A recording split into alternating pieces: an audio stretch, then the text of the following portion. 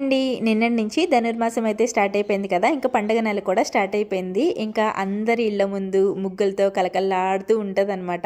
ఇంకా నేనైతే పండక్కి బట్టలు తీసేద్దాం కదా పిల్లలకి అని చెప్పి నిన్న అప్పటికప్పుడు అనుకుని 1 బయలుదేరామనమాట కాకినాడ. కాకినాడ మాకు 30 కిలోమీటర్లు ఉంటదండి. 35 కిలోమీటర్లు వస్తది అలా అనమాట.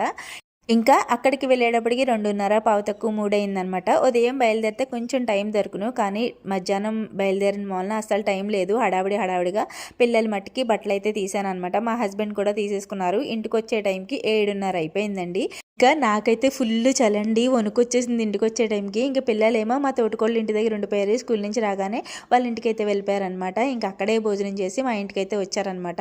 ఇంకా నేను ఇంటికి వెళ్ళగానే చలేస్తుందని చెప్పి వేడివేడిగా ఉప్మా చేసుకుని తినేసి పడుకున్నాను. ఉదయమేమో తడిసి మూపుడైపోయింది పని. బయట వాకిళ్ళన్నీ తుడుచుకుని లోపలంతా క్లీన్ చేసుకుని స్నానం చేసి పిల్లలకి లంచ్ బాక్స్ అండి వాళ్ళని పంపేసి పూజ చేసుకుని కాఫీ తాగే టైంకి 10:30 అయింది.